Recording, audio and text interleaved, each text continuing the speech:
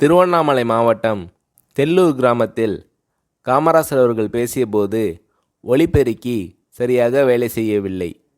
எரிச்சலடைந்த காமராசர் அவர்கள் ஒலிபெருக்கிக்காரரை மேடைக்கு அழைத்து, இந்த ஆளோட மைக் சரியாக வேலை செய்யவில்லை, இனி யாரும் இவர் செட்டை கூப்பிடாதீங்க என்று சொல்லிவிட்டார்.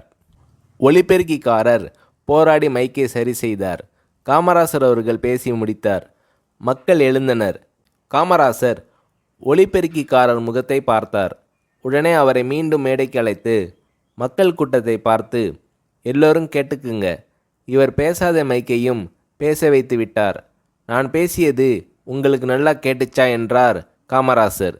மக்கள் ஆமாம் ஆமாம் என்று குரல் கொடுத்தனர். உடனே காமராசர் அவர்கள், இவர் திறமைசாலி, எந்த நிகழ்ச்சிக்கும் இனி இவரையே கூப்பிடுங்கள் என்றார். மக்கள் கரவொலி எழுப்பினர். ஒலிபெருக்கிக்காரர் நிம்மதி பெருமூச்சு விட்டார். தன் சிறு கோபத்தால் கூட யாரும் பாதிக்கப்படக்கூடாது என்ற மனிதாபிமான எண்ணம் காமராஜர் அவர்களுக்கு இருந்தது.